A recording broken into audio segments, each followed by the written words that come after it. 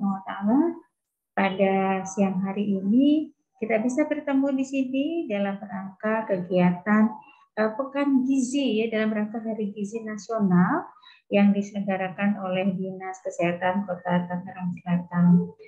Ya, rangkaian Pekan Hari Gizi Nasional ini tadi sudah disampaikan oleh MC kita, Mbak Susil, bahwa Dinas Kesehatan Kota Tangerang Selatan melaksanakan webinar ya, pekan webinar yang dimulai pada hari ini sampai nanti di tanggal 1 September, serta ada pembagian makanan bergizi ya, protein hewani yang akan dibagikan ke posyandu dan ke panti. Mudah-mudahan nanti kita semua juga bisa mendukung pelaksanaan Hari Gizi Nasional ini dengan makanan yang bergizi mengandung tinggi protein kepada anak-anak kita, cucu-cucu kita, agar nantinya tidak menjadi generasi stunting. Nah, untuk mengetahui bagaimana sih gizi yang baik itu, gizi yang seimbang, yang nutrisi sehat, yang harus dimulai dari sejak bayi dalam kandungan di 1000 hari pertama kehidupannya, sampai terutama di golden periodnya di usia sampai dengan 5 tahun. Nah, supaya mencegah terjadinya generasi stunting. Nah, ibu-ibu, bapak-bapak semua, siang ini kita akan bersama-sama mendengarkan materi tentang nutrisi sehat gizi seimbang yang akan disampaikan oleh nutrisionis kita dan food science yang sudah berpengalaman dalam gizi masyarakat ya, melayani masyarakat khususnya di Kota Tangerang Selatan. Baik, sebelum memulai, kita lihat dulu CV atau biodata dari narasumber kita pada siang hari ini. Bisa kan Mbak Susil?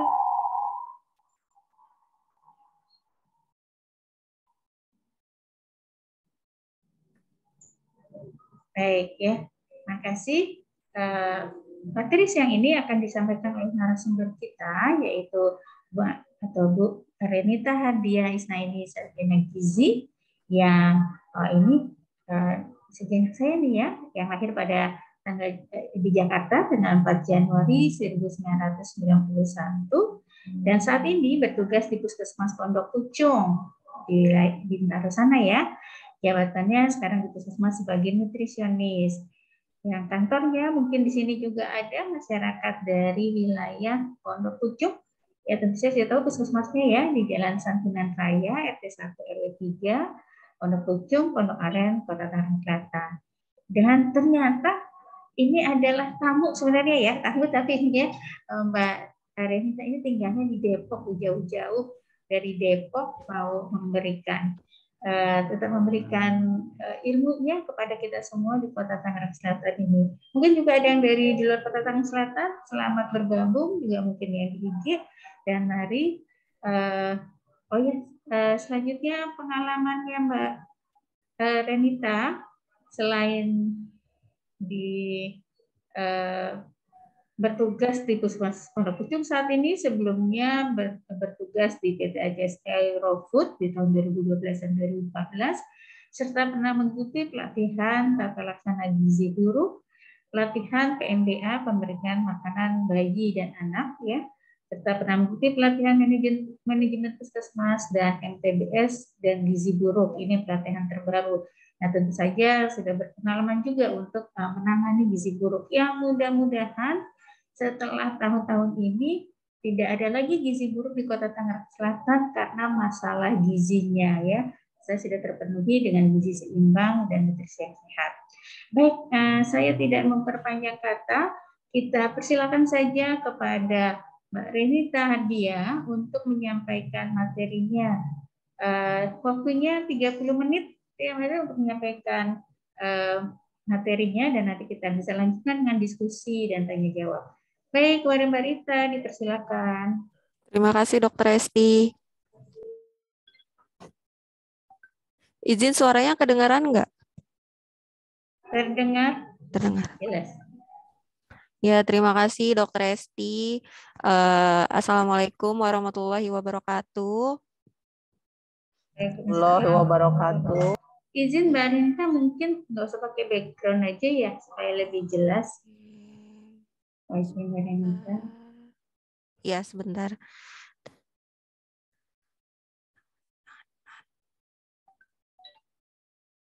Sudah jelas?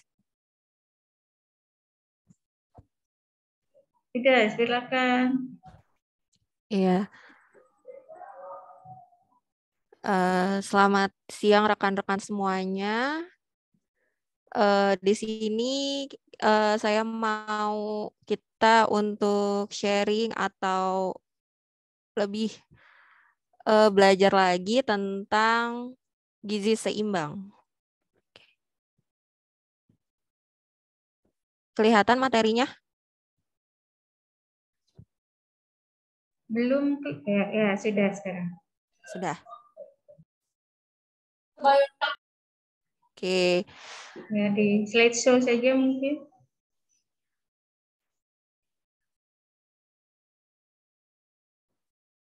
Ya. Tema kita hari ini adalah tentang isi piringku, gizi seimbang dan beragam.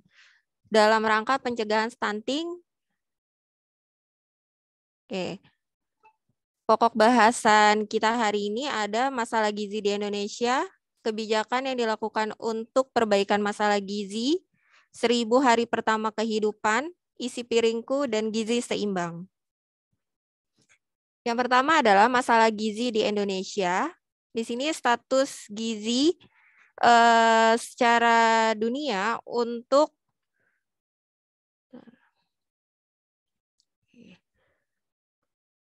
40% populasi dunia mengalami overweight atau obesitas.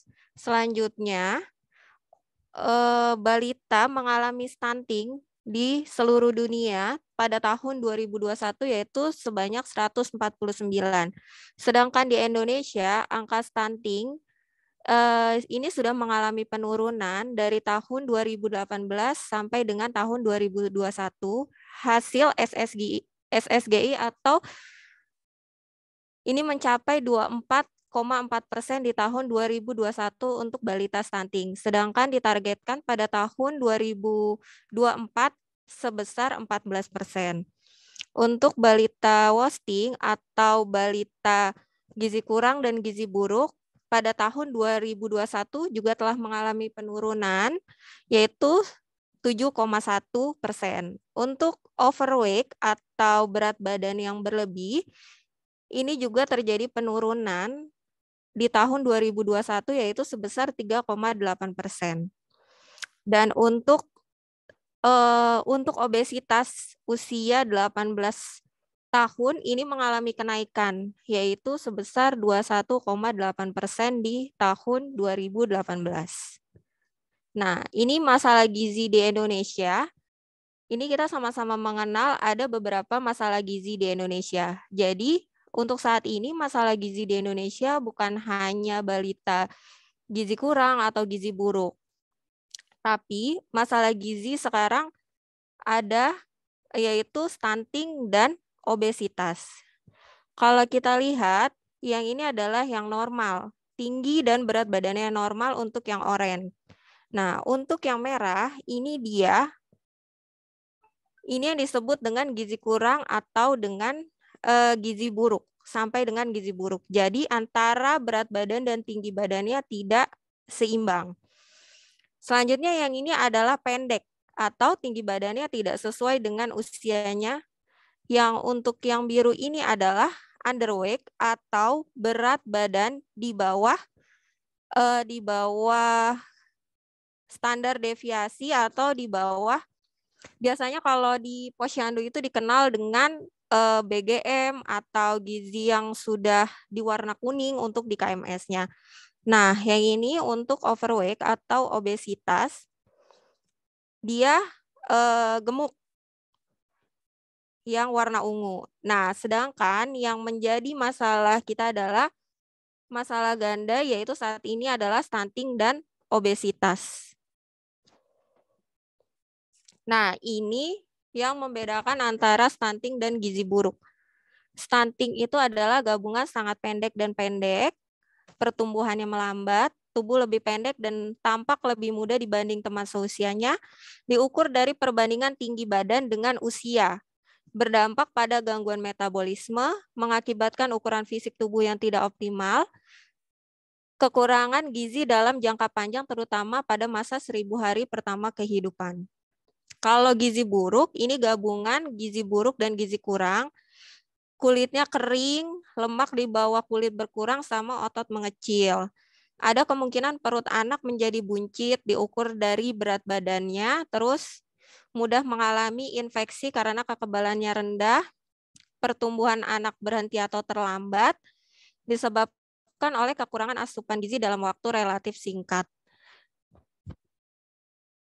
Nah, ini keluhan selama kita pandemi COVID-19 ini ada masalahnya. Ini berdasarkan hasil survei gizi. Yang pertama adalah ketersediaan selama pandemi COVID ini, pilihan pangan berkurang terutama pada sektor pemenuhan skala kecil dan eceran. Untuk akses, penghasilan masyarakat merosot drastis sehingga menyebabkan gangguan akses pangan. Untuk konsumsinya menentukan derajat kesehatan keluarga, ketahanan pangan yang rapuh mengakibatkan memburuknya status gizi masyarakat.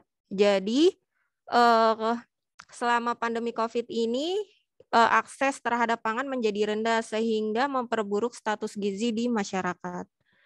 Nah, ini kebijakan yang dilakukan untuk perbaikan masalah gizi.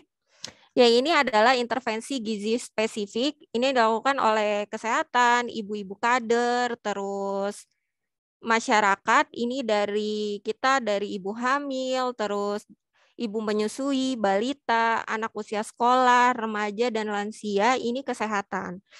Sedangkan untuk intervensi gizi sensitif ini adalah lintas sektor. Jadi kesehatan nggak bisa berdiri sendiri untuk pencegahan dan penurunan stunting, tapi harus bekerja sama dengan pertanian, dengan BPJS, Dinas Sosial, BKKBN, terus ada dengan agama, umum, dan industri atau perdagangan. Nah, ini kalau yang tadi intervensi gizi spesifik itu memberikan kontribusi 30% terhadap penurunan dan pencegahan stunting. Sedangkan untuk gizi sensitif berkontribusi 70%. Oke, ini adalah 1000 hari pertama kehidupan. 1000 hari pertama kehidupan adalah masa sejak anak dalam kandungan hingga seorang anak berusia 2 tahun. Ini disebut dengan periode emas karena masa pertumbuhan otak terjadi sangat pesat untuk mendukung seluruh pertumbuhan anak dengan sempurna. Nah, pertumbuhan otak ini harus didukung dengan gizi. Gizi yang baik, gizi yang seimbang. Jadi, kalau mereka kekurangan gizi, yang terjadi adalah mereka tidak cerdas. Tadi bisa mengalami pendek atau stunting, bisa mengalami berat badannya kurang, atau anak muda sakit, lemah, nggak konsentrasi belajar. Jadi mereka akan sulit untuk mengikuti pelajarannya. Nah, kalau mereka sudah kesulitan dalam mengikuti pelajaran, setelah dewasa akan sulit mendapatkan pekerjaan. Nah, cara pemenuhan gizi pada 1000 hari pertama kehidupan yaitu pertama kita mulai dari hamil. Ibu hamil harus makan lebih banyak daripada kondisi tidak hamil. Terus selama kehamilan, ibu hamil harus menghindari rokok, tidak minuman bersoda, beralkohol, tidak makan makanan yang pengawet. Terus setelah itu melahirkan, dilakukanlah IMD atau inisiasi menyusu dini dan dilanjutkan dengan pemberian ASI eksklusif. Setelah 6 bulan pemberian ASI eksklusif dilanjutkan dengan pemberian MPASI, kapsul vitamin A, dan jangan lupa untuk diberikan imunisasi kepada anak serta mencuci tangan pakai sabun pada saat memberikan makan kepada anak dan jangan lupa membawa anak untuk menimbang setiap bulan ke posyandu. Nah, tadi untuk mendukung 1000 hari pertama kehidupan harus memenuhi gizi. Untuk memenuhi gizi, kita harus mengisi piring kita setiap kali makan dengan di sini tiap piringnya itu masing-masing berbeda. Ada yang untuk usia 6-23 bulan, ada yang usia 2 tahun sampai 5 tahun, dan untuk usia dewasa. Nah, di sini untuk isi piringku bergizi seimbang dan beragam untuk usia 6-23 tahun, di sini untuk makanan pokok seperti nasi, kentang, terus roti, singkong ini 35%, atau bisa dilihat ini yang warna ungu untuk karbohidratnya. Sedangkan untuk protein hewani harus sebanyak 30% dari satu piring. Jadi hampir sama nih jumlahnya sama karbohidrat gitu. Terus jangan lupa diberikan protein nabati atau kacang-kacangan serta sayuran. Jadi pada saat memberikan makan anak, jangan lupa selalu ada protein hewani di dalam setiap kali makan. Ya, jadi misalkan di sini contohnya misalkan anak makan nasi dengan telur, dengan ayam, dengan ikan gitu. Jangan diberikan lauk juga, misalkan udah nasi tapi lauknya misalkan Indomie.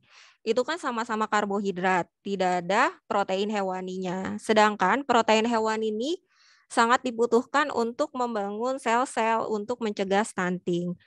Dan di sini juga ada contoh untuk balita. Yang balita ini yaitu usia 2 sampai 5 tahun, untuk porsi dari makanan pokok dan lauk pauk ini seimbang jumlahnya. Jadi 35%, 35%. Di sini lauk pauknya sudah termasuk daging, ikan, telur, tempe, dan lain-lain. Dan ditambah sayur. Nah, ini contohnya misalkan untuk sekali makan. Di sini misalkan ada lauk hewani, di sini contohnya ada ikan kembung, atau dia setara dengan 2 potong sedang ayam, atau dengan 1 butir telur, atau dengan 2 potong daging sapi. Lauk nabatinya bisa ada tahu, atau dengan tempe. Terus nasi, dan jangan lupa diberikan sayuran serta buah. Nah, ini kita harus menerapkan gizi seimbang. Kalau dulu kita kenal dengan nama 4 sehat 5 sempurna, tapi sekarang udah nggak ada istilah 4 sehat 5 sempurna. Yang ada adalah disebutnya gizi seimbang. Ini ada 4 pilar dalam gizi seimbang. Yang pertama adalah konsumsi beragam makanan. Yang kedua, membiasakan perilaku hidup bersih dan sehat. Yang ketiga, melakukan aktivitas fisik. Yang keempat, mempertahankan berat badan normal. Di dalam tumpeng gizi seimbang ini terdapat jumlah yang harus dikonsumsi dalam 1 hari. Nah, pertama adalah air putih. Ini minimal 8 gelas sehari. Terus makanan pokok ini 3-8 porsi sehari. Sayuran 3-5 porsi, buah-buahan 2-3 porsi, protein hewani 2-3 porsi, nabati 2-3 porsi, serta gula, garam, dan lemak secukupnya. Nah, di sini pilar pertama gizi seimbang adalah konsumsi makanan beragam. Yang pertama adalah makanan pokok. Makanan pokok ini, atau yang disebut dengan karbohidrat ini, bisa 3-8 porsi sehari. Nah, ini contoh dari yang harus dimakan sama ibu-ibu atau anak-anak semuanya. Jadi di sini satuan penukarnya itu, misalkan contoh, makan beras atau dia setara dengan 50 gram. Kalau nasi jadinya 100 gram. Ini kalau misalkan ibu makan nasi 100 gram, terus makan bihun 50 gram, makan biskuit 40 gram, atau 4 buah besar nih, kalau biskuit itu 4 buah, itu udah sama kayak dengan makan nasi. Gitu. Terus di sini mie mie itu 1 gelas atau 2 gelas, terus ada kentang juga 2 biji besar. Jadi kalau misalkan kita makan nasi sama kentang, itu sama aja kita makan karbohidrat dua-duanya. Jadi diusahakan konsumsi karbohidratnya dibatasi dengan ukuran yang ada di sini. Terus untuk sayur dan buah, ini mengandung vitamin dan mineral. Anjuran konsumsinya 3-4 porsi dalam 1 kali makan. Untuk buah 2-3 porsi dalam 1 kali makan. Nah, ini contoh buah-buahan ya, Bu. Ada gambas, terus ketimun, gambas itu atau oyong, bayam, buncis, brokoli, caisin, wortel, dan lain-lain. Terus untuk buah, ini juga harus dikonsumsi beragam buah, yaitu ada anggur, apel, belimbing, pepaya, pir, nanas, dan lain-lain. Nah, yang ini, yang paling penting untuk ada di dalam piring, yaitu adalah protein hewani. Protein hewani dikonsumsi 2-3 porsi dalam sehari, dan untuk protein nabati dikonsumsi 2-3 porsi dalam 1 hari. Nah, ini contoh beragam protein hewani dari yang rendah lemak, lemak sedang, dan tinggi lemak. Untuk yang rendah lemak itu ada ayam tanpa kulit, terus ada ikan, ada kerang, ada cumi-cumi. Terus kalau untuk yang lemaknya sedang ada bakso, daging sapi, hati ayam, hati sapi, dan untuk yang tinggi lemak ada ayam dengan kulit, terus daging bebek, sosis, terus dan sarden serta kuning telur. Nah, ini kalau untuk protein hewani, protein nabati, maaf, itu ada kacang hijau, kacang kedelai, kacang merah, kacang tanah, tahu, dan tempe. Nah, ini untuk membatasi garam, gula, dan lemak.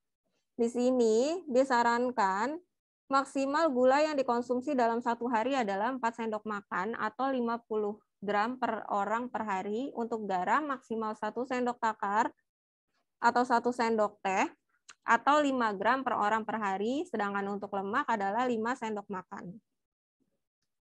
Perlu diingat, garam tidak hanya ada di garam dapur ya, Bu, tapi dia juga ada makanan terdapat di makanan kemasan, makanan cepat saji, minuman kemasan, dan cemilan harian. Terus ya ini beragam gula, garam, dan lemak. Terus, kenapa kita harus mengkonsumsi aneka ragam makanan? Karena tidak ada satu jenis makanan pun yang mengandung semua jenis zat gizi yang dibutuhkan oleh tubuh. Oleh karena itu, kita perlu mengkonsumsi aneka ragam makanan, tujuannya agar semua kebutuhan zat gizi tubuh dapat terpenuhi dengan cukup dan seimbang. Selanjutnya yaitu pilar kedua gizi seimbang adalah membiasakan perilaku hidup bersih dan sehat. Selama pandemi COVID ini kita jadi terbiasa untuk berperilaku hidup bersih dan sehat, seperti mencuci tangan dengan menggunakan sabun, rajin berolahraga, konsumsi gizi yang seimbang, terus menggunakan masker, istirahat yang cukup, terus membersihkan lingkungan rumah dan sekitarnya. Nah, ini untuk jangan lupa untuk cuci tangan dengan sabun. Selanjutnya yaitu pilar ketiga adalah melakukan aktivitas fisik. Aktivitas fisik merupakan setiap gerakan tubuh yang diakibatkan kerja otot dan meningkatkan pengeluaran tenaga serta energi. Aktivitas ini mencakup aktivitas yang dilakukan di sekolah, di tempat kerja, aktivitas dalam keluarga atau rumah tangga, aktivitas selama dalam perjalanan, dan aktivitas lain yang dilakukan untuk mengisi waktu senggang sehari-hari. Aktivitas terdiri dari 3, yaitu aktivitas ringan, sedang, dan berat. Aktivitas fisik secara ringan adalah bisa jalan santai di rumah, di kantor, atau nge-mall ya, Bu. Terus yang kedua adalah duduk. Yang ketiga adalah berdiri melakukan kerjaan rumah seperti nyuci piring, setrika, memasak, menyapu, dan mengepel, latihan peregangan. Terus Kalau untuk aktivitas fisik sedang yaitu berjalan cepat, pekerjaan tukang kayu, bermain bulu tangkis, terus memindahkan perabot ringan, menanam pohon, dan mencuci mobil. Bisa juga dengan bersepeda. Untuk aktivitas fisik berat, ya ini berjalan dengan cepat, terus pekerja mengangkut beban kerja berat, menyekop pasir, memindahkan batu bata. Pekerjaan rumah, seperti perabot yang berat, menggendong anak, bermain aktif dengan anak. Nah, nih Bu, berarti menggendong anak sama bermain aktif dengan anak termasuk pekerjaan berat ya, Bu. Selanjutnya, yang pilar terakhir adalah mempertahankan berat badan normal. Ini tujuannya adalah untuk menjaga status gizi supaya tetap ideal. Jadi tidak kelebihan dan tidak kekurangan. Kalau dia ideal, berarti antara yang masuk, makanan yang masuk dengan yang dikeluarkan dia seimbang untuk mencapai kualitas hidup yang baik. Di sini disarankan atau dihimbau kepada ibu-ibu jangan lupa untuk membawa anak-anaknya ke posyandu untuk memantau berat badannya setiap bulan. Nah, terima kasih materi dari saya. Assalamualaikum warahmatullahi wabarakatuh. Waalaikumsalam warahmatullahi wabarakatuh. Terima kasih Mbak Rere, Mbak Renita atas materi yang telah diberikan. Kita beri aplaus dulu untuk materinya. Oke, sekarang kita buka forum diskusi. Mungkin yang Mbak Rere bisa ya? Iya dong. Kita tanya jawab. Mungkin ada yang ingin ditanyakan terkait dengan materi yang tadi disampaikan. Bagaimana tadi mungkin sudah disampaikan tentang masalah gizi, ya ternyata masalah gizi itu bukan hanya gizi kurang, tapi juga ada yang gizi buruk atau gizi lebih, itu juga bisa menjadi masalah ya. Dan kita sudah tahu tadi bagaimana membedakan stunting dengan gizi buruk, yang tentu saja keduanya ini bisa mengganggu tumbuh kembang anak, ya apalagi di masa golden period tadi di usia sampai usia 5 tahun. Kemudian ternyata masalah gizi itu bukan hanya dari soal makannya saja, tapi juga ada masalah lainnya ya. Ada dari gizi spesifik dan gizi sensitif, ternyata lebih besar gizi sensitifnya gitu ya. Dan tadi telah disampaikan juga tentang 4 pilar gizi seimbang ya, di mana kita perlu mengetahui porsi-porsi di dalam isi piringku mana yang ternyata protein sangat dibutuhkan ya, sangat diperlukan untuk tumbuh kembang anak ya, untuk masa ototnya gitu ya, maka ini nggak boleh ditinggalkan. Jangan sampai anak tidak mendapatkan protein dalam makanan sehari-harinya, itu porsinya besar ya. Tadi sebenarnya sekitar 35% ya untuk protein untuk bagi anak balita. Kemudian juga dibutuhkan perilaku hidup bersih dan sehat. Nah, ini nih yang juga diperlukan dari lingkungan sekitar ya, dari orang tua, dari bapaknya jangan sampai merokok, gitu ya. Apalagi depan anak, bahkan jauh dari anak pun jangan, karena residunya juga tetap terhisap ya nanti oleh anaknya. Kemudian dibutuhkan aktivitas fisik, jadi anak-anak juga tetap kita stimulasi dengan berbagai macam aktivitas untuk bisa tumbuh kembang dengan baik ya. Bukan hanya orang tua yang harus bergerak, anak-anak juga harus dibiarkan untuk bergerak bebas, untuk menstimulasi ya kemampuan motoriknya ya, sensoriknya ya, sosialnya dan kemandiriannya.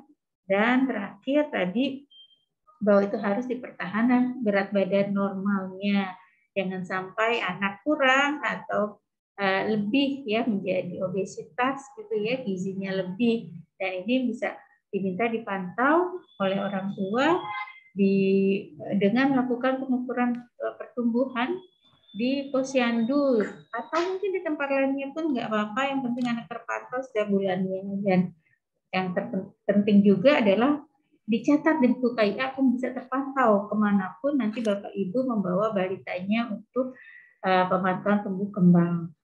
Baik, mungkin itu tadi ya inti yang disampaikan oleh Mbak Renita. Nah, sekarang dipersilakan untuk boleh raise hand yang mau bertanya, atau mungkin nanti dari host akan melihat apakah dari IG ada pertanyaan. Kalau ya, silakan juga boleh juga menuliskan di chat atau raise hand yang ingin bertanya untuk di Zoom. Ya. Oh ya, Bapak Ibu, jangan lupa juga untuk mengisi absensi ya, sudah di-share oleh Mbak Susil di link Zoom-nya, di chat room-nya. Oke, ada yang bertanya? Mau konfirmasi ngitungnya gimana sih? Tadi saya aja kalau misalnya ngitung AKG-nya ya, gangguan gizinya tuh yang pakai gram-gramnya mah nggak pernah hafal gitu ya. Kalau nggak bukan ahli gizi mungkin agak susah gitu-ngitungnya. Kita tahu gimana sih biar tahu lah kita takarannya gitu kalau di rumah tangga apa sih yang bisa dipakai gitu untuk mengukur takaran gizinya, karena mungkin tidak semuanya punya timbangan misalnya gitu ya. Iya. Jadi alat ukur apa yang bisa dipakai nih? Jadi yang tadi itu untuk alat ukur, misalkan di sini izin buka slide lagi.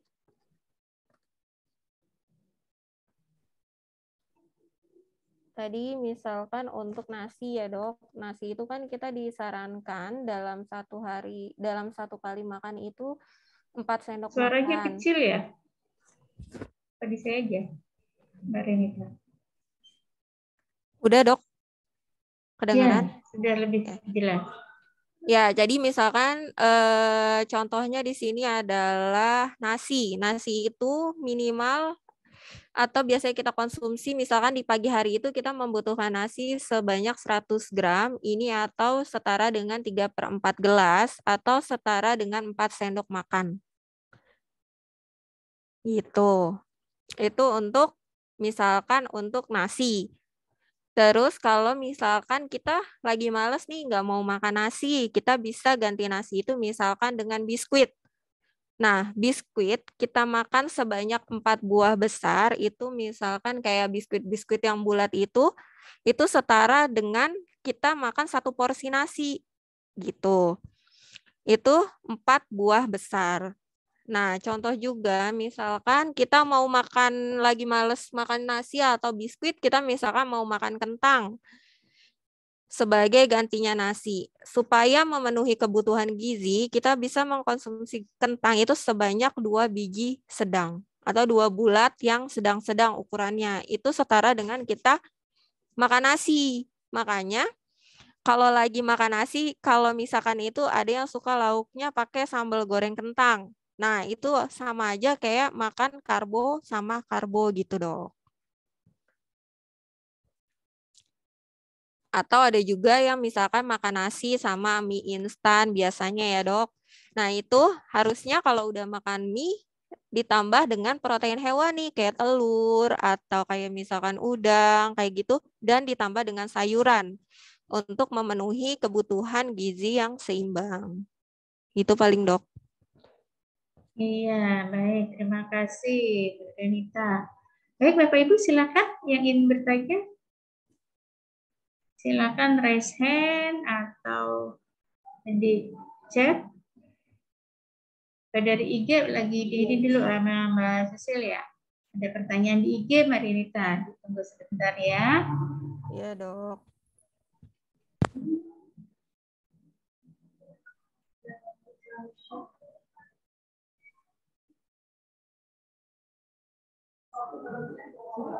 Oke, nah itu sudah ada pertanyaan nih dari IG dari El Rashid. Pertanyaannya, halo dong, atau Mbak Renita ya sebagai narsumnya ahli gizi, sarjana gizi. Pertanyaan nih, dipastikan stunting, berapa bulan untuk anak dapat mengejar berat badan sesuai umurnya? Ini udah stunting nih, supaya kembali ke normal, terkejar berat badannya berapa lama nih? Apakah ada takaran waktunya? Mbak Renita, silakan bisa dijawab. Ya kalau anak stunting itu untuk dari segi gizinya, kami melihatnya dari tinggi badan menurut usia atau panjang badan menurut usia. Dan seperti yang sudah disampaikan tadi, untuk mengejar untuk mengejar berat badan kurang itu paling optimal di usia kurang dari 2 tahun karena itu adalah tadi masa golden periodnya. Dan disinilah kenapa pada saat anak-anak sudah mulai makan atau 6 bulan itu sudah diberikan makan, disinilah fungsi dari memberikan protein hewani di setiap kali dia makan. Masih pakai baik lo caplok juga masih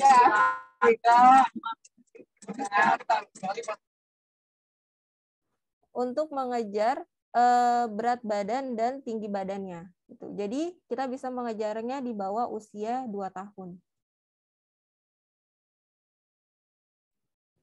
Kalau berapa lamanya mungkin tergantung ya. Kalau berapa lamanya benar dok, tergantung. Karena sebagai konselor kita biasanya memberikan edukasi kepada ibunya untuk tetap diberikan tadi makan dengan isi piringku dengan kaya protein hewani dan tetap harus dipantau setiap bulannya untuk ditimbang, untuk diukur tinggi badannya.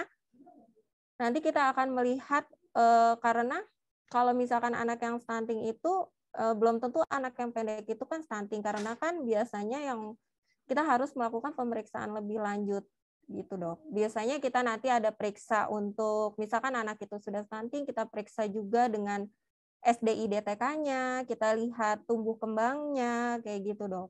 Jadi nanti kalau misalkan anak itu ke biasanya kalau kita menemukan anak-anak seperti itu di posyandu, nanti dari posyandu akan kita rujuk ke puskesmas. Di puskesmas nanti akan dilakukan pemeriksaan dokter, terus kita akan screening SDI-DTK-nya. Kayak gitu, dok. Kalau untuk kita mengejarnya, kalau dari misalkan responnya, terus nanti kita cek juga apakah dia ada penyakit penyertanya atau tidak ada penyakit penyertanya, itu juga bisa menentukan berapa lama bisa menaikkan berat badannya. Kalau misalkan dia memang ada infeksi, contoh misalkan dia ternyata pada saat di screening dia menderita TB, berarti kita harus sembuhkan infeksi TB-nya dulu, terus kita sambil dengan mengedukasi untuk pemberian makan anak tersebut, dok, kayak gitu. Iya, baik. Jadi sama mungkin ya setiap anak ada berbagai macam faktor, apakah ada penyakit penyerta, tergantung juga bagaimana kepedulian, kesabaran orang tua ya untuk memberikan perbaikan gizinya, kemudian juga kalau ada faktor-faktor lain perlu peran dari lintas sektor terkait mungkin ya. Jadi kita bisa ditentukan dulu berapa lama sih seorang anak sudah stunting akan tumbuh. Asal sebelum 2 tahun ya sudah harus bisa terintervensi, kalau enggak telat ya, bisa lama lagi ya menjadi stunting yang menerus dan nanti makin membahayakan tumbuh kembangnya. Makanya mungkin Bapak Ibu, Mama Papa, Ayah Bunda, jadi perlunya pemantauan SDDTK tadi, stimulasi, deteksi, intervensi dini anak dari sejak lahir ya, supaya jangan sampai keburu stunting baru diatasi. Jadi terdeteksi kalau misalnya ada masalah, ada sakit, ada apa sebelum menjadi stunting sudah bisa diintervensi, diharapkan tidak menjadi stunting, gitu ya. Baik, terima kasih jawabannya. Ada lagi nih pertanyaan dari Mbak Yusi Uce ya. Izin bertanya, apa boleh anak balita diberi lauk hewani telur setiap hari? Nah, nih kadang nanya juga begitu nih, kan suruh makan protein, suruh makan telur, boleh nggak tiap hari? Apa bisa menimbulkan bisul? Apakah bayi sudah bisa dideteksi terkena stunting? Ini dari bayi apakah sudah bisa dibilang stunting, gitu, terdeteksi stunting? Oke, gimana tuh Mbak? Ya, untuk yang pertanyaan apakah bayi sudah bisa dideteksi terkena stunting, kita melihat dulu untuk panjang badan pada saat dia lahir. Minimal panjang badan ketika dia lahir harus minimal 49 cm atau lebih, itu minimal. Nah, panjang badan ini bisa ditentukan gizi pada saat ibu hamil. Nah, pada saat, jadi 1000 HPK tadi menentukan juga apakah anak-anak ini bisa stunting atau enggak. Jadi kita harus memenuhi kebutuhan gizi itu mulai dari hamil. Itu yang tadi, jadi selama hamil pun harus banyak makan protein hewani ya Bu. Biasanya tapi mungkin untuk yang semester-semester awal itu memang agak mual, tapi itu nggak apa-apa gitu, karena untuk mencegah yang tadi panjang badan lahir dari anak itu di bawah dari 49. Misalkan anak itu udah 49, kita nggak bisa untuk langsung mengategorikan dia stunting, tapi kita harus pantau dan memberikan ASI secara eksklusif gitu. Dengan didukung gizi selama ibunya menyusui. Nanti kita akan pantau setiap bulannya. Di bulan pertama apakah ada kenaikan gitu.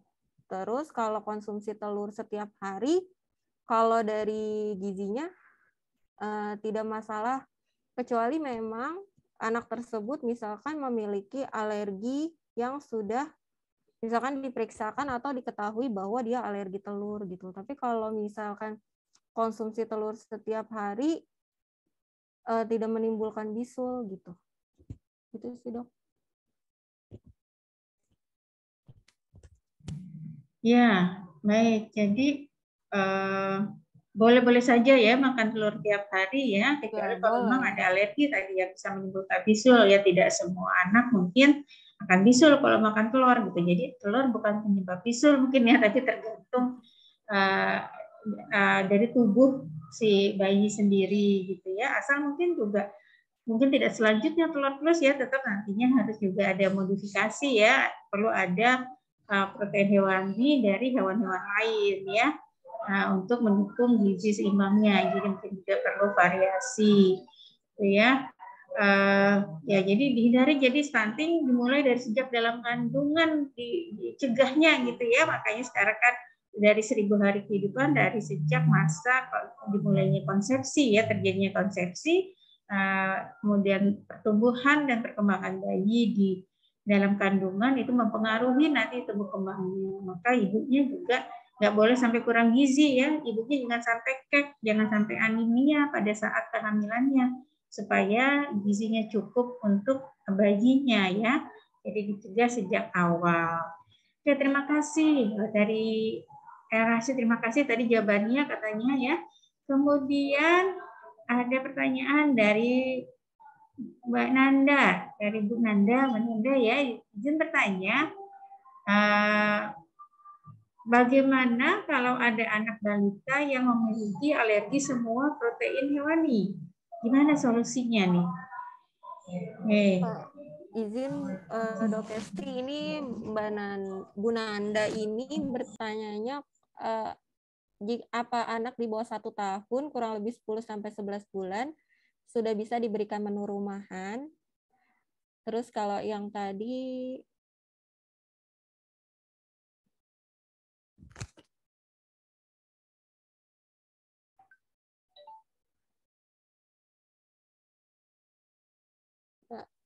izin menjawab Bu Nanda, sebenarnya untuk MPASI ini sendiri sebenarnya adalah disarankan untuk menu rumahan, tapi dengan tekstur yang berbeda di setiap usianya. Jadi misalkan 6-9 bulan ini diberikan dengan makanan yang lumat atau saring. Terus di usia 9 sampai dengan 12 diberikan makanan cincang kayak gitu. Nah, memang disarankan untuk pemberian makan pada bayi dan anak ini adalah menu keluarga supaya mereka terbiasa dengan menu keluarga dan ibu juga tidak perlu repot untuk membuat makanan dengan berbeda gitu. Jadi nggak apa-apa, tapi hanya teksturnya saja yang dibedakan. Kalau misalkan dia memang sudah kemampuan menelannya sudah bagus, untuk usia 12 bulan sudah bisa diberikan makanan yang lunak atau makanan biasa tanpa perlu lagi dicincang gitu. Iya, ya. Jadi maaf tadi Mbak Nanda ya bertanya tentang menu rumah ya. Jadi memang sekarang konsepnya kementerian juga menggerakkan untuk menu rumahan untuk sejak pemberian makanan tambahan ya. Hanya beda di teksturnya. Apa namanya tuh ufrejuteknya ya. Kita lihat umurnya, frekuensinya, kemudian teksturnya ya. Jadi boleh. Jadi makanan keluarga hanya mungkin perlu dibedakan nanti kalau mau masaknya bisa dipisah ya, tapi bahannya sama. Karena mungkin kalau di anak tidak boleh terlalu banyak garam, gulanya gitu ya, dibandingkan dengan yang makanan yang biasanya.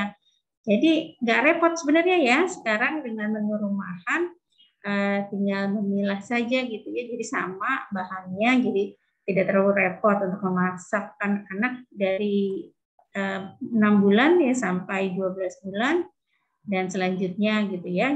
Nggak perlu khusus gitu ya masakannya. Oke, terima kasih. Itu tadi ya, kemudian yang dari Mbak Violita ya, dari Puskesmas Pamulang. Gimana kalau ada anak balita tadi yang mempunyai alergi untuk semua protein hewani? Ya, solusinya gimana nih? Nggak bisa semuanya, telur nggak bisa, daging nggak bisa, ikan nggak bisa. Gimana, Mbak Renita? Gimana nih solusinya supaya tetap mendapatkan kandungan gizi proteinnya?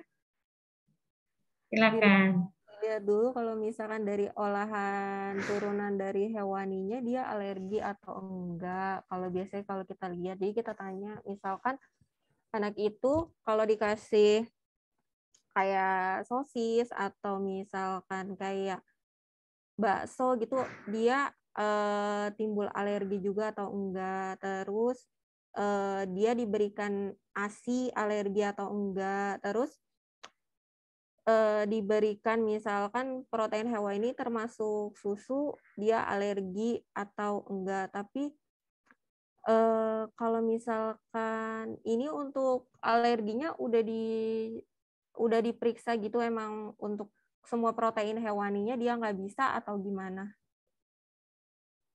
Kalau misalkan memang dia tidak bisa sama sekali, bisa mendapatkan protein dari nabati gitu.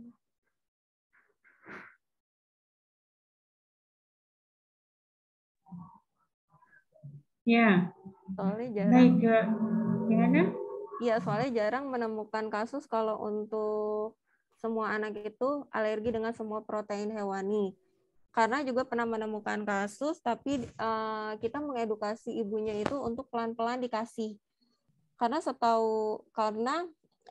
kayak alergi itu bisa berkurang kalau misalkan kita coba untuk kasih tapi tidak dalam jumlah yang banyak atau melebihi batas dari toleransi alerginya dia sih, Dok. Kalau saya biasanya gitu. Iya, baik ya. Jadi mungkin sih ya tadi jarang ya nemuin semua memang betul-betul alergi yang tidak boleh, tidak bisa sama sekali memakan semua protein hewani, mungkin sangat jarang. Walaupun ya mungkin tadi mesti diperiksakan dulu ya, mungkin tes alerginya lagi dulu, apakah benar-benar alergi yang berat kah atau enggak kah. Tadi juga dengan cara pelan-pelan sedikit-sedikit ya dicobakan supaya menjadi tidak tubuhnya tidak melawan lagi ya kalau dimasukkan protein hewani. Tapi kalau memang benar-benar sama sekali nggak bisa, ya tadi ada protein nabati yang bisa menjadi pengganti lah, mungkin meskipun untuk hewani sebenarnya nggak bisa benar-benar diganti ya. Iya, betul.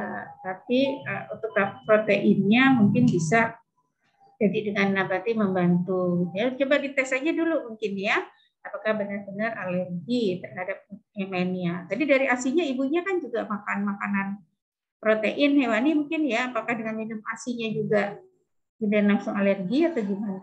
Ya, mungkin silakan dites lagi dulu. Terus ada lagi nih, Mbak Renita, dari Bu Gina, izin bertanya, bagaimana bila ada anaknya suka telur, hanya putihnya saja, kuning telurnya nggak suka, nggak pernah dimakan, apakah menjadi masalah atau enggak tuh? Untuk yang hanya suka putihnya aja nggak masalah ya, Dok, karena di dalam kuning telur itu memang banyak banget untuk zat gizinya, itu ada asam folat, ada vitamin B, ada vitamin D, tapi itu bisa didapatkan dari protein hewani lainnya, misalkan ikan atau ayam gitu. Jadi kalau memang dia tidak suka kuning telurnya, tidak apa-apa, tapi digantikan dengan jenis protein hewani lainnya. Ya, jadi dari Madinah divariasikan saja ya dari bahan makanan lain untuk tetap mendapatkan gizi yang seimbang. Baik, ini dari mana lagi? Ada pertanyaan lagi. Wah, makin rame nih ya. Mau bertanya lagi nih, apa anak di bawah 1 tahun bisa diberikan garam? atau makanan yang mengandung garam. Nah, boleh nggak nih? Kalau untuk makanan yang mengandung garam sebaiknya di bawah 1 tahun tidak diberikan dulu, Dok.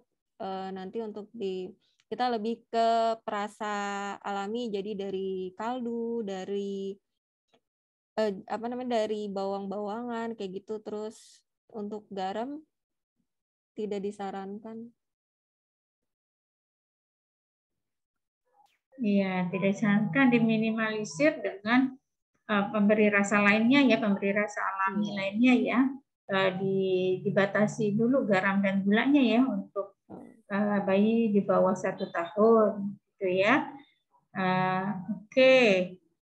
Selanjutnya dari Bu Serlita, izin bertanya, pasti dari Renita, untuk prosedur pemeriksaan protein ini seperti apa ya? Apa harus ke rumah sakit besar atau bisa di puskesmas terdekat? Silakan, Renita.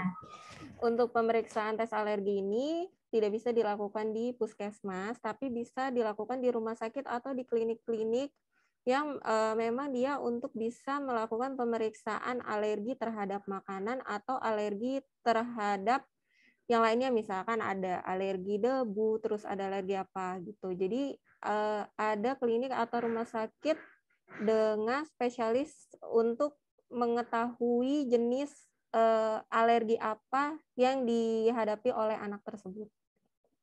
Kalau untuk di puskesmas belum ada. Iya, belum. Memang harus rumah sakit ya, karena pemeriksaannya khusus.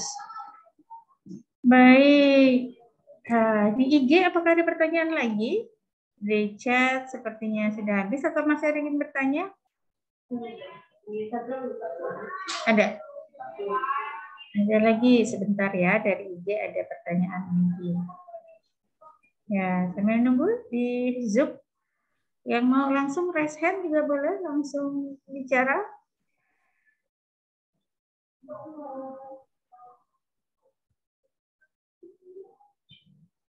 Jadi menarik sekali ini ya, kalau pemberian makan itu khususnya pada bayi dan anak ya, mungkin tiap anak masalahnya beda-beda ya. Tiap ibu beda-beda menghadapi anaknya gitu ya. Yang penting jangan stres ya menghadapi anak kalau ada masalah makannya ya. Nanti kalau ibunya stres, bayi atau anaknya ikut stres. Oke, belum ada lagi. Oh, oke. Belum ada lagi. Sampai jam berapa kita waktunya, Mbak Sisu? Ya, kita sebenarnya masih ada waktu 14.30. Apakah ada yang ingin ditambahkan lagi, Mbak Renita? Atau yang masih ingin bertanya, masih ada waktu?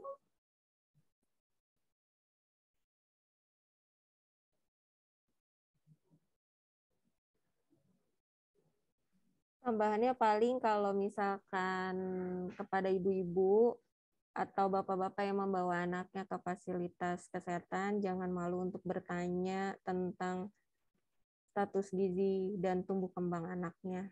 Itu aja sih, Dok. Iya, betul. Jangan malu bertanya. Kalau ada sedikit-sedikit masalah, segera langsung konsultasikan ya. Baik ke puskesmas atau ke tenaga kesehatan lainnya. Sekedar info mungkin Bapak Ibu sekalian, di luar sana, masyarakat Kota Tangerang Selatan, bahwa petugas kesehatan TPG-nya di semua puskesmas ya ada TPG-nya, ya ada ahli gizinya, nutrisionisnya, bahkan ada 2 puskesmas dan 2 nutrisionisnya. Jadi Bapak Ibu bisa konsultasi ya Bunda, jangan malu-malu untuk konsultasi tentang masalah gizi anak. Oh, sebentar ya, ada yang raise hand dari Bu Rusti Lilis yang ingin bertanya mungkin. Ya, dipersilakan Bu. Kalau ingin bertanya di unmute saja. Silakan. Bu Rusti Lilis ingin bertanya kah? Halo? Bu Rusti Lilis, raise hand. Mau bertanya Ibu? Atau kepencet?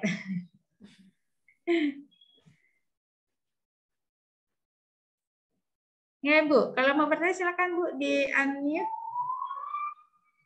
Saya nggak bisa ini, masih termute.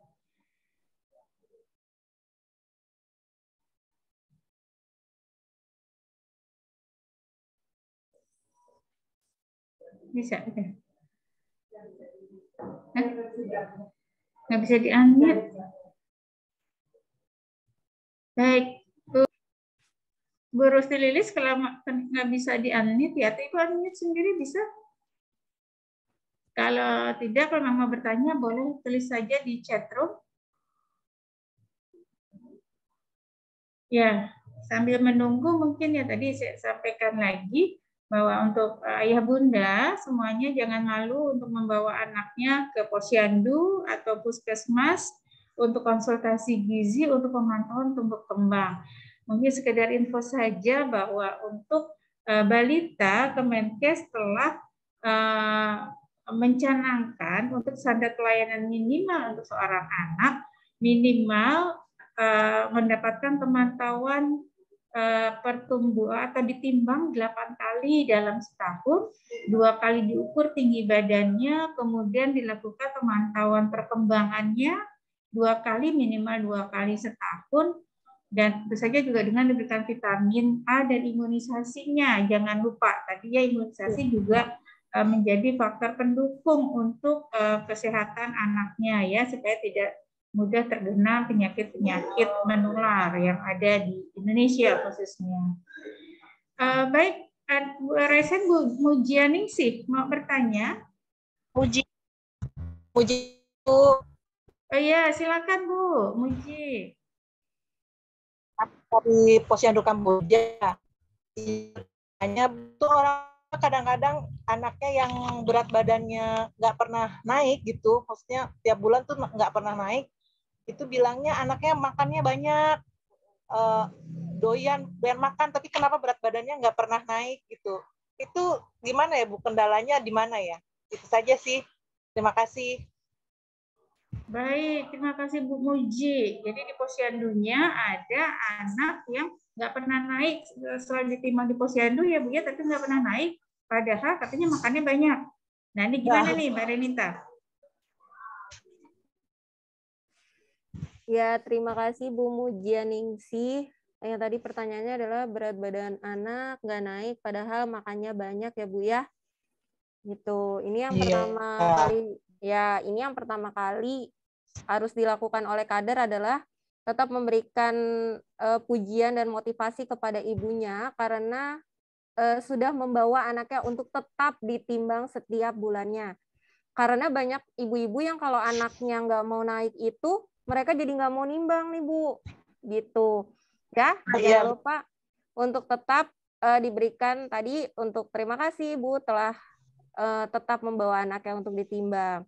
Kalau memang dia berat badannya tidak naik, kalau 1 kali saja dia tidak naik, biasanya kader akan merujuk ke tenaga kesehatan yang hadir ke posyandu. Nanti oleh tenaga kesehatan akan dilihat dan akan di-screening kenapa berat badan anak ini nggak naik-naik.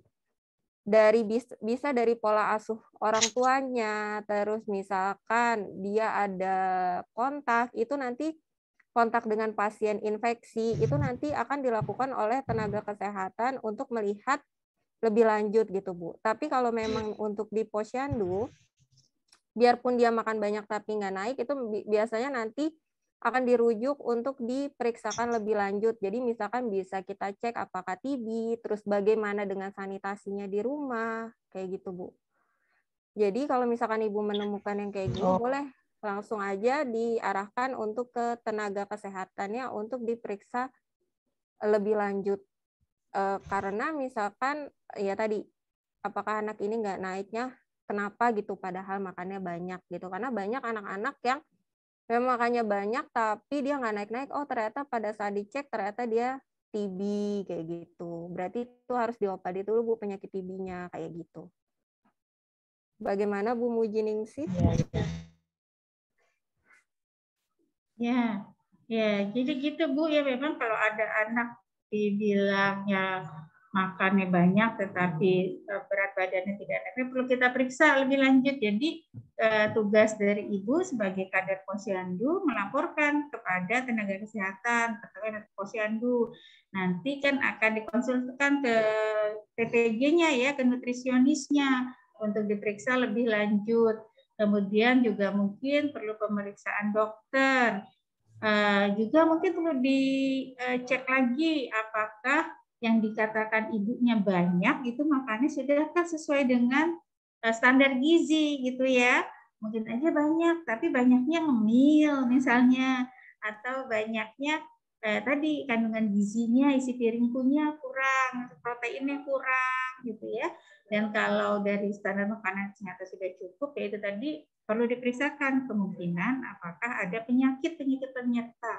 Makanya kalau di Tangsel menurut saya ya mungkin nggak ada yang gizi buruk hanya khusus kurang makan ya, kurang gizinya. Tetapi mungkin ada penyakit-penyakit penyerta dan tadi faktor lingkungan seperti disampaikan Mbak Renita juga mempengaruhi.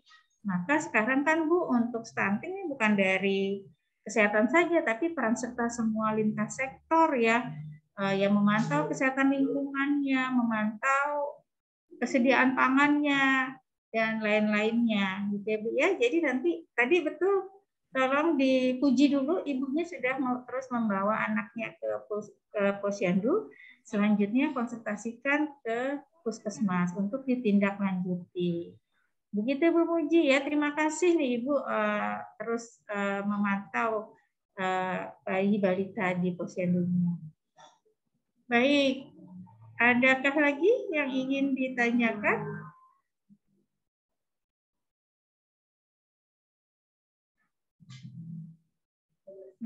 Masih ada waktu 13 menit. Mbak Renitanya sepertinya ini ya, freeze. Enggak, apa di saya?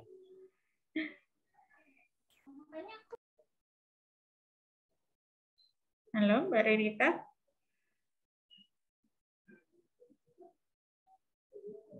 Ya, ya.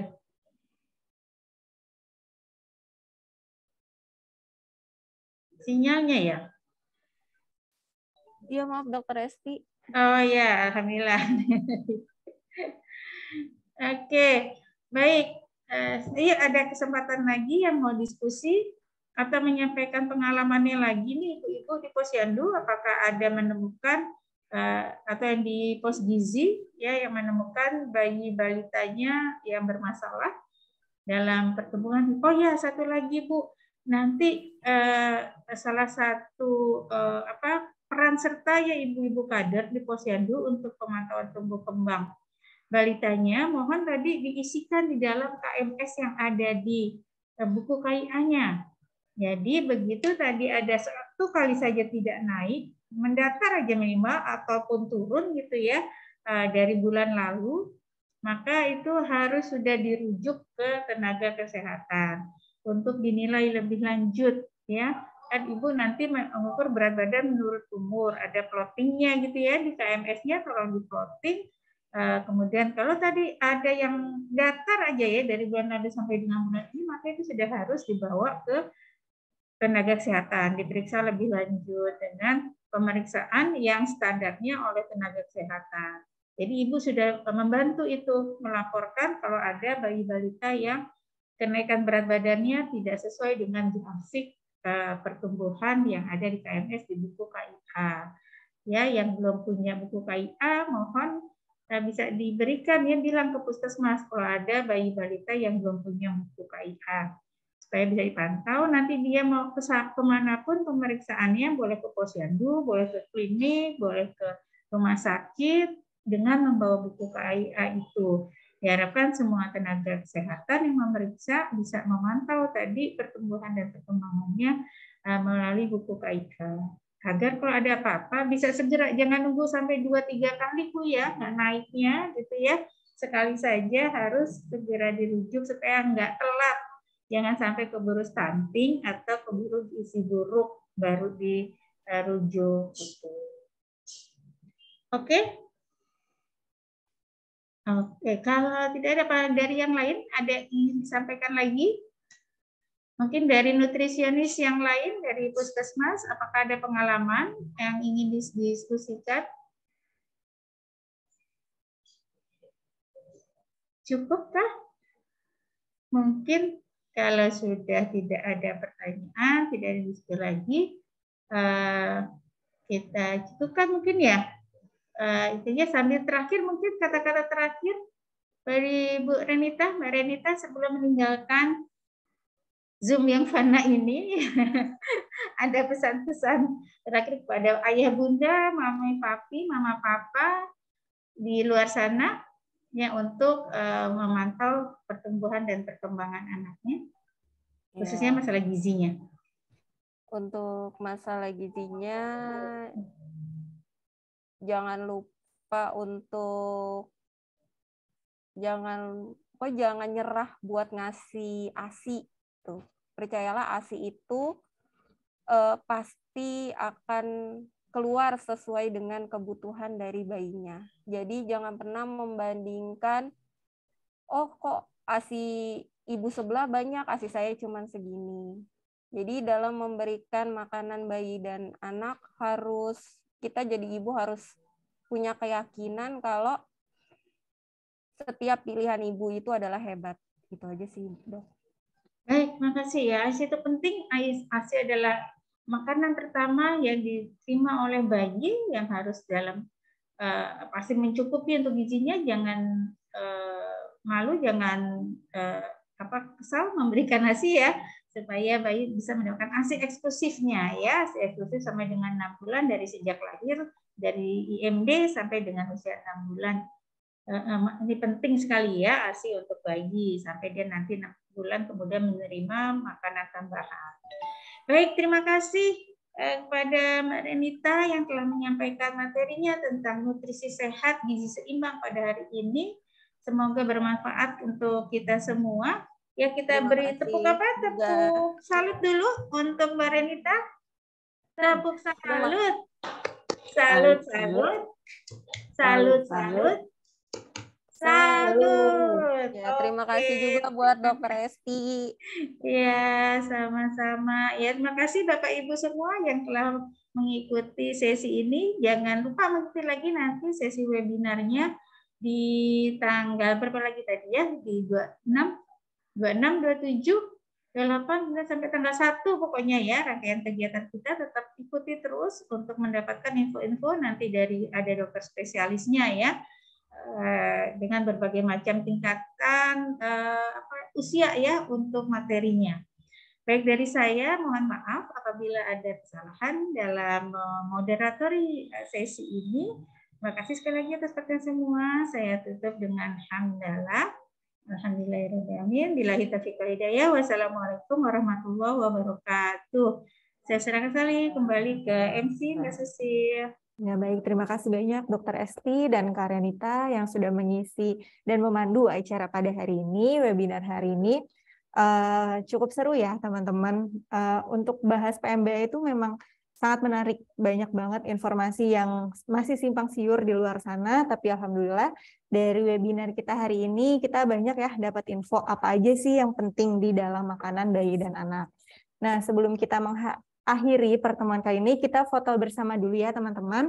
Jadi boleh diaktifkan kameranya. Kita foto bersama dulu. Di sini ada 2 slide. Ayo diaktifkan. Untuk slide pertama dulu. Oke. Oke. Slide pertama. Siap. 1.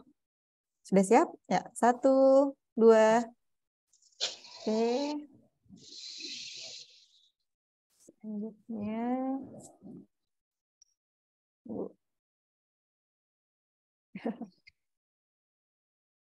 Oke. Slide yang kedua. Siap. Ya. Siap 1, 2. Oke, terima kasih. Selanjutnya kita akan masih ada webinar lagi di hari Hari apa nih? Kita akan ada webinar lagi bersama dengan dokter kita, dokter spesialis anak, Dokter Doni. Sebentar saya share slide dulu.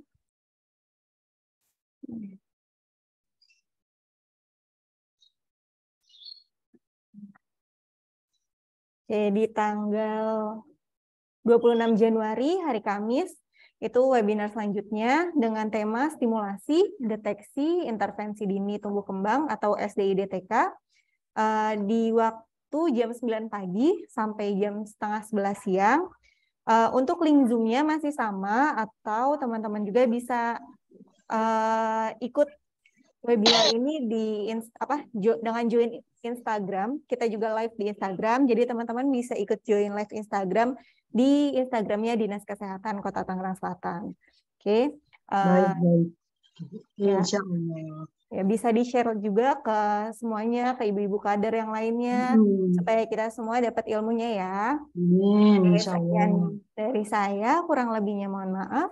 Wassalamualaikum warahmatullahi wabarakatuh. Waalaikumsalam warahmatullahi wabarakatuh. Pamit. Assalamualaikum.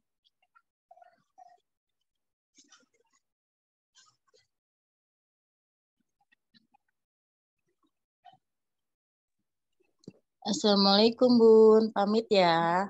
Ya, waalaikumsalam. Terima kasih Bu. Sama-sama. Assalamualaikum. Saya Bu Rahma dan Bu Ayu dari Alamanda. Ya, terima kasih Bu. Selanjutnya ikut lagi ya Bu. Insya Allah ya Bu. Jangan lupa untuk absen ya Bu. Oh ya. Absennya di mana?